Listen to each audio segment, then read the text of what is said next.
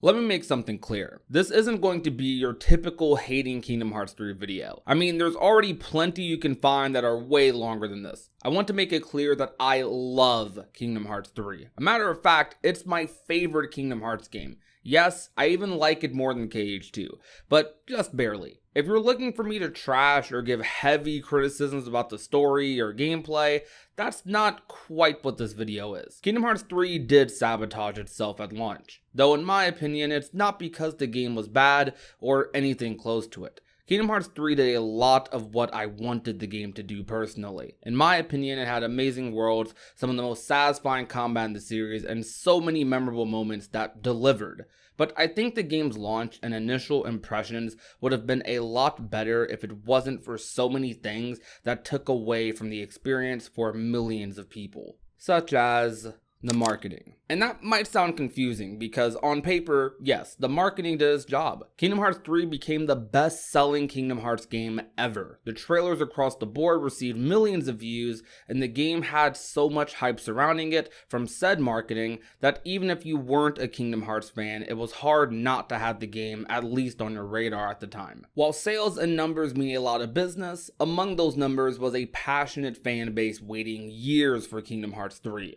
So, of course, the fan base would eat up any trailer or announcements the game would make, much similar to exactly what's happening now with Kingdom Hearts 4. In 2013, Kingdom Hearts 3 was announced to high praise and excitement at E3. We'd shortly after get a first look at some rough concept gameplay from D23 in that same year. After that, we wouldn't see another trailer for the game until E3 2015, and in that year, we got the first announcement of new worlds making it into the franchise like Tangled and Big Hero 6. This was exciting, and at this point, there wasn't that much story being advertised, or any super deep looks into the worlds or combat. Just surface level information on what the game and world would or could be. After this, we got some more trailers, but there was a bit of a lull period because of Kingdom Hearts 2.8 and the 1.5 and 2.5 collections coming to PS4. This, in retrospect, wasn't that bad of a period because we at least got new editions of Kingdom Hearts releasing, plus a new game and story in 0.2 Birth by Sleep and Kingdom Hearts Key back cover, which I would also say in retrospect might be the start of when expectations may have started to outweigh reality. Now, Kingdom Hearts 0.2 and Key back cover are fine by themselves, but within the context of Kingdom Hearts 3 hype, their role in the bigger picture may have set up expectations of certain themes that Kingdom Hearts 3 would not dive too much into. There were talks going around that 0.2 may have been a cut prologue to Kingdom Hearts 3, but it's hard to know how that would have benefited the game. 0.2 is a small 3-hour game exploring Aqua's story in the Realm of Darkness. The game doesn't directly connect much to Kingdom Hearts 3 aside from its final cutscene, with Sora setting up the first world being Olympus. The gameplay is a less polished version of what Kingdom Hearts 3 would end up being, but it had this vibe and aesthetic not similar to other Kingdom Hearts games that made it a very memorable Aqua adventure. In contrast to Kingdom Hearts 3, Aqua would explore dark and abandoned versions of Disney worlds, all with a intensely ominous and lonely setting that captures that loneliness feeling Aqua had throughout the entire game. Now, while it's very silly to think Sora would visit darker Disney worlds, you could say this set up a subconscious expectation that we could see a lot more of this type of tone in Kingdom Hearts 3, or at least a different one, mostly in the Riku and Mickey journey in the Realm of Darkness, which would end up just being cutscenes and 2 fights in the base game. It's debatable whether Kingdom Hearts 0.2 would have a large effect on Kingdom Hearts 3 if it was a part of the prologue, though what a lot of fans were hoping for out of 0.2 was a sense of direction for what Kingdom Hearts 3 could be, but really what we actually got was a borderline separate project altogether, and I actually think that's fine overall, though considering the timing of its release in 2017, just 2 years before Kingdom Hearts 3, it probably gave a small section of fans a false impression. Additionally, this game had features that would not be elaborated or explored upon in the game, like customization and the objective system, which did not return in Kingdom Hearts 3. Again, these These aren't things that were ever said to be in Kingdom Hearts 3, but the impression off of 0.2 was that this was an appetizer to Kingdom Hearts 3's main course, especially if you were a fan of Aqua, and while Aqua was a part of some good moments in Kingdom Hearts 3, she of course didn't get the same spotlight as she did in 0.2 or Birth by Sleep. This, I believe, is a small thing that had an effect on Kingdom Hearts 3 expectations, though something that was a part of that same game that had even more was Kingdom Hearts Key back cover. There's not much to say about this movie. Well, there's a lot to say, but as far as my point goes, it's pretty simple. Kingdom Hearts Unchained Key had just recently released around this time, and the story for Kingdom Hearts Key Saga was ramping up. However, at the time, there was no Key Saga. So back then, a lot of fans lumped whatever was going on in that story as a potential tie-in to Kingdom Hearts 3 or future games, which would end up being 99% for future games, by the way. As seen with this current saga, the Lost Masters arc, this was all a setup. And if you add Union Cross and active updates that are happening in this, characters like Ventus, Marluxia, Larxene were revealed to be characters hundreds of years in the past, which would expand what we know about the characters immensely. And these sorts of reveals would happen while Kingdom Hearts 3 was still in development, with Elrena's reveal, Larxene's, being just weeks before Kingdom Hearts 3 would come out. And the tie-ins that Kingdom Hearts Union Cross and Key Back Cover would have in Kingdom Hearts 3 were pretty minimal. And in regards to Key Back Cover specifically, I'm convinced they made this entire movie just for the epilogue in Kingdom Hearts 3. And to be honest, it was kinda worth it, because the Luxu reveal in the epilogue was great. One of the best cutscenes in Kingdom Hearts in my opinion. Though as far as the rest of the plot of the movie, it feels like this movie was a ton of seed planting for the future, along with Union Cross. While I'm not against seed planting, it does become a little rough if fans did watch this movie or play these mobile games expecting for some tie-ins for Kingdom Hearts 3. Though I will give Union Cross credit, the game was not finished and was actively being updated, and we knew it was actively being updated. But still, the hope was definitely there for more Union Cross and Keys tie-ins to Kingdom Hearts 3, especially considering the potential lore implications it had at the time for characters like Xehanort, with the Master of Masters and Luxu still knowingly lurking around. I don't think this is a fault of Kingdom Hearts 3 really, but definitely a moment where the timing of these titles' releases could have set up false expectations for certain groups within the fan base. If anything, I think it could have been a lot more clear that the Key Saga wasn't going to have that much to do with Kingdom Hearts 3, at least the base story as a whole. But after these titles released, marketing ramped up for Kingdom Hearts, which had an amazing 2017 overall. We got 2 collections on PS4 and some really meaty Kingdom Hearts 3 trailers, along with the first release window after seeing now in development for 4 years, even though it later get delayed. 2017 was the year where I think Kingdom Hearts 3 hype was just below its boiling point.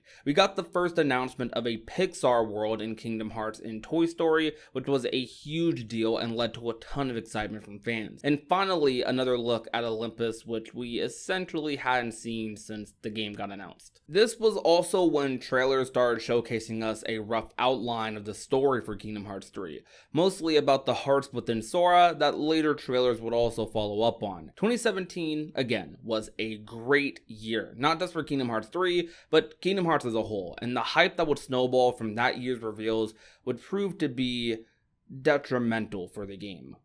The year is 2018. It's launch year, everyone. Actually, wait, it was delayed until January of 2019, but close enough. This was the final big year of Kingdom Hearts 3 marketing before the release of the game. Now, I was a kid and not a content creator during the 2000s, but I feel like this is the hardest they've ever went with any Kingdom Hearts game when it came to promotion. I mean, Kingdom Hearts 3 was everywhere, at their local convention, billboards, what felt like nearly every gaming event during summer and early winter. The game was literally everywhere, but they also showed everything. And while everything is definitely a bit of an exaggeration, coming from someone who loved Kingdom Hearts 3, there is no telling how much I would have loved it more if they didn't show too much. Tons of fans who watched the trailers that would release in 2018 would directly have their gaming experiences impacted by them. a lot in negative ways. The year started off strong and light. No real complaints from me here. They revealed the leaked world Monsters Inc. along with one of Kingdom Hearts 3's themes from Utada Hikaru, Don't Think Twice. The ending to this trailer was so hyped because we saw Vanitas for the first time and he made quite the impression, but this in of itself would spark a bit of a trend. You see, one of the biggest mysteries in Kingdom Hearts 3 was who the 13 Seekers of Darkness were. And us theorists in the community had a pretty good list of predictions based on the chess pieces, but they were still just predictions. Before Kingdom Hearts 3 would even come out, they actually revealed every single Seeker of Darkness in one trailer or another. It actually got to the point where there was some confusion because there were more Seekers of Darkness than we even counted.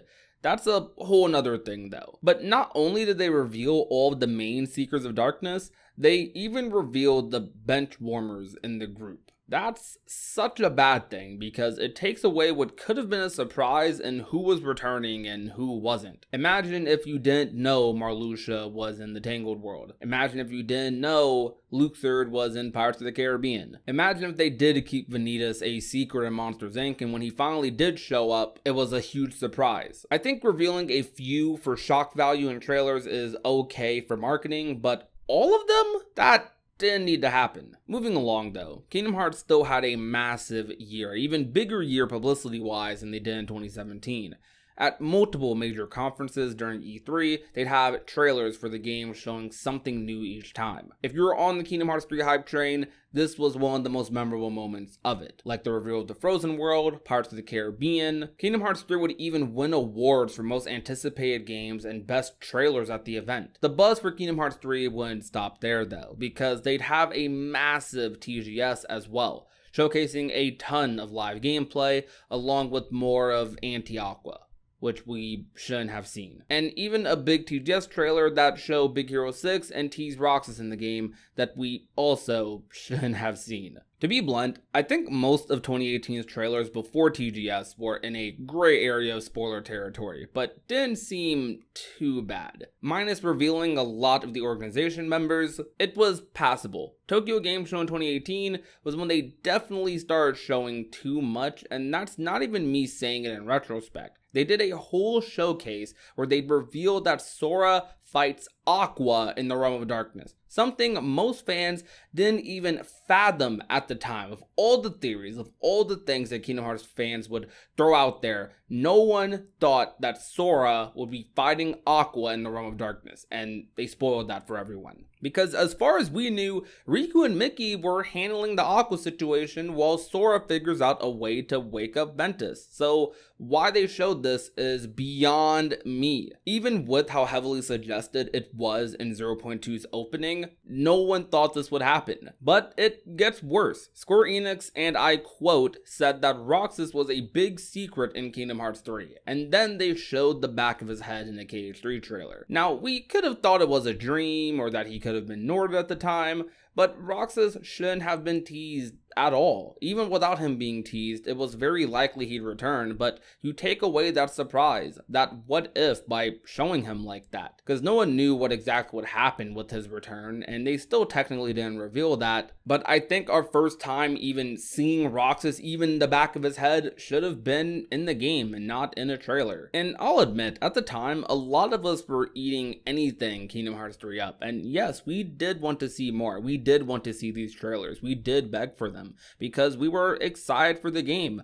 This is the same for Kingdom Hearts 4 right now. We're excited for the game and we want news and info because we are excited to see the game. But wanting to see the game doesn't mean wanting spoilers. I think there needs to be a clear distinction with that if it isn't already obvious. Just because right now we want to see another Kingdom Hearts 4 trailer doesn't mean we want to see Sora fighting the Master of Masters in Daybreak Town, because that takes away so much of the surprise. And I'm not done. The biggest offender and the worst of them all, even if it's perhaps the best orchestrated Kingdom Hearts 3 trailer, I believe, is the Final Battle trailer. I made a tweet saying how I think it's a very flawed concept to release a trailer that specifically advertises the ending sequence of your game. The big part of this trailer was the Guardians failing, dying.